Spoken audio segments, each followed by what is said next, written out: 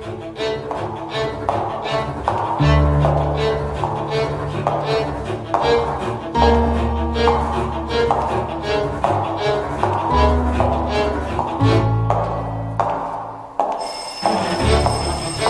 deň.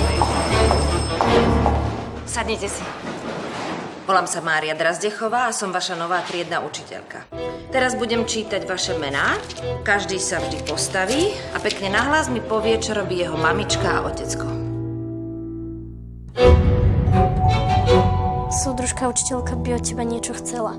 Potrebovala by niečo vybaviť. No poď, Danka. Môj jediný blízky človek je moja sestra. A tá žije v Moskve. Tak to 1000 kilometrov odtiaľto. Môj otec, traktorist. Otecko Danky Kučerovej predsa robí na letisku, nie? Danuška, tvoj otec nie traktorist. On работает v aeroportu.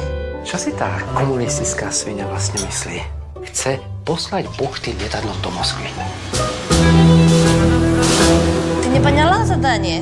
Jasne som povedal, že nič podobné robiť nebudem. To už je tretia petorčička, Danuška. Neviem, čo bude na vysvedčení. Som veľmi rada, že sme sa dnes zišli na tejto mimoriadnej schôdzi z RPŠ. Toto je možno šanca, ako sa jej zbaviť. Ty vôbec netušíš, čo sa v škole deje. Čo je na tom zlé, keď si ľudia pomáhajú v núdzi? To sa všichni bojíte? Vy sa dúfam k tomu svinstvu nemienite pripojiť. Je tu ešte niekto, kto sa chce sťažovať? Súdružka Drazdechová je predsedkyňa komunistickej strany. Sme predsa ľudia. Musíme si pomáhať, nie? Však viete, veď ja nie som pomstichtivá.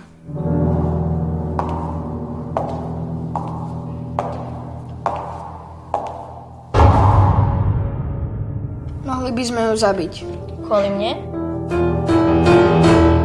Kvôli nám všetkým.